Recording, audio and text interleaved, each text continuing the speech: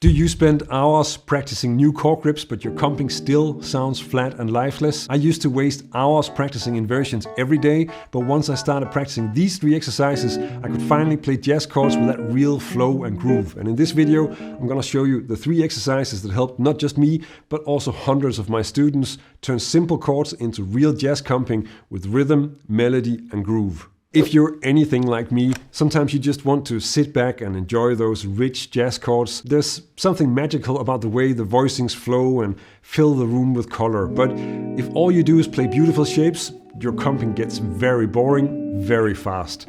Jazz isn't only about playing pretty chords. It needs rhythm and movement. And I'm not the only one who thinks so. Listen to how Joe Pass puts it. First of all, don't play any big 6-string chords. Play inside chords.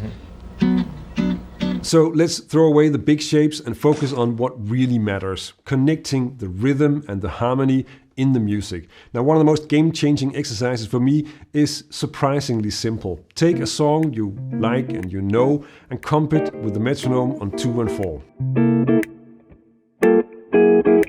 And why do this? Now, to start with, it's actually fun. You get to mess around with the chords and the harmony, and you're not only practicing inversions, you're making music. I'm gonna show you exactly how to get started with this in a bit. This shouldn't be a surprise. The best way to get better at comping is to actually spend part of your practice time comping. Nobody ever became great at tennis, only spending time running around the court and doing warm-ups. If that's all you do, you're gonna end up frustrated. So you can practice some inversions and diatonic chords, but that should not be the only thing that you do. If you actually play music, you work on making the chords sound good, and you have a place to experiment so that you don't screw up in a performance and get fired. If you've never practiced this way before, here are a few steps to get you going, plus some simple tricks that will instantly level up how you sound. Start with a song or chord progression that you know really well, like a 12-bar blues in C. The first level is to just play the song, turn on your metronome and lay down the basic chords. Don't worry about complicated rhythms or difficult voicings. Just focus on getting the groove across, maybe with a simple Charleston rhythm. Now, as you can see, here I'm mostly just using shell voicings to keep things clear but simple. Want to make it sound more interesting? Try adding chromatic passing chords. The easiest way, just use a chord 1 fret above or below to approach your target chord, so the chord that's actually in the song. But you can also use passing chords as a way to connect to the next chord, and this sounds fantastic on a blues. Check this out.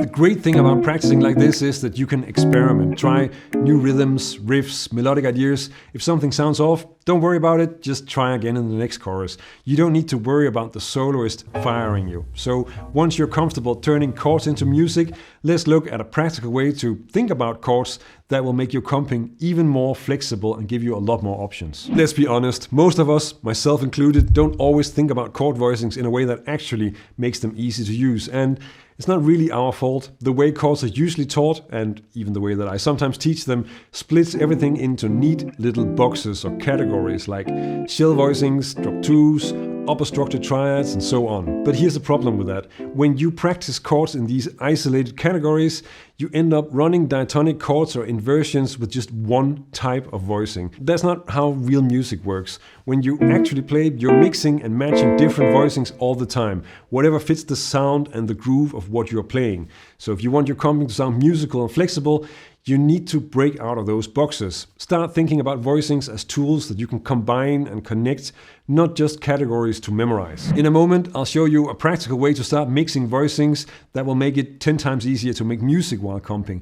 But let's first look at how to connect voicings visually on the fretboard. Let's clear something up. When you're comping, you do not need to think, okay, this is a C7, but actually it's an E half diminished drop 2 inversion with the flat 5 in the bass and an 11th instead of the 3rd. Nobody thinks like that. It makes it impossible to play music. Here's a much better approach, one that's actually practical and will level up your comping right away. Try this out.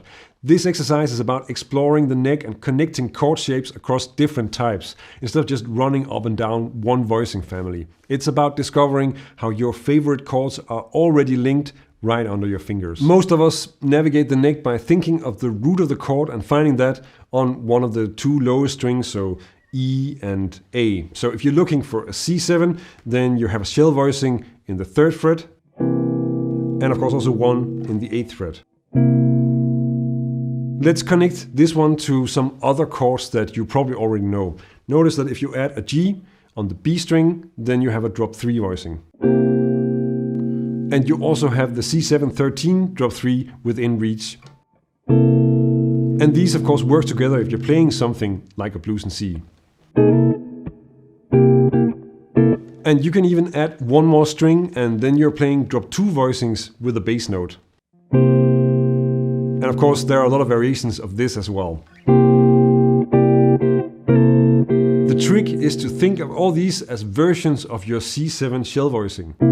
Sometimes it's even practical to just leave out the root and just play a 2-note shell. And then you're of course adding notes for a triad or maybe a drop 2.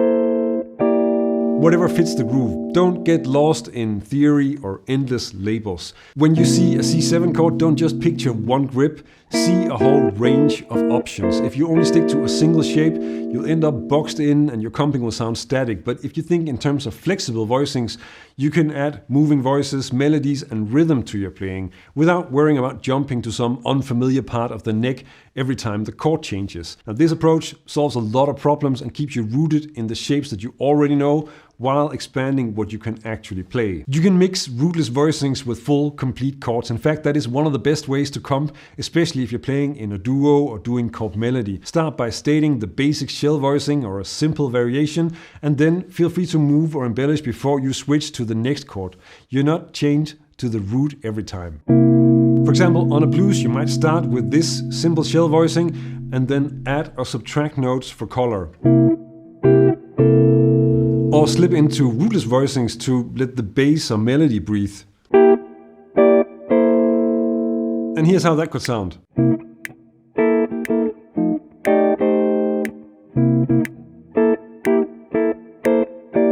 Let's explore how to improve rhythm and also get rid of a myth about comping patterns. Let's talk about rhythm not just as a technical skill, but as a language, because playing more interesting rhythms in your comping isn't really about memorizing 100 comping patterns. In fact, similar to chord voicings, zooming out and focusing on just a few key rhythms in a tune is usually the easiest, most effective way to level up your comping. Think of it like building a sentence. If each bar of your comping is a word, what matters is the meaning of the entire sentence, not just the individual words. You wouldn't want to describe your solo as "my solo is loquacious," even if loquacious sounds fancy and is a funny word. Sometimes adding too many complicated rhythms is like throwing in random big words. It can turn your message into nonsense. Here's the good news. Working on this is way easier than you might think. Try thinking in terms of call and response. Start by repeating a rhythm for a few bars and then finish the phrase with a different rhythm as your conclusion.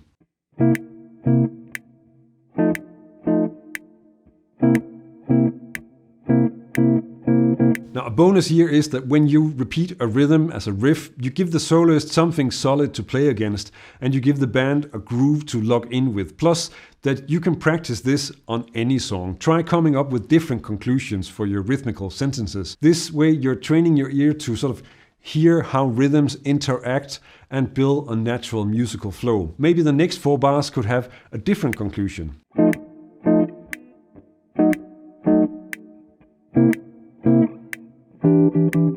By using the rhythms that you already know and working with them in this call and response way, you'll naturally come up with more ideas and your comping will sound way more musical and conversational. You can even do this every other bar for a more open, interactive feel.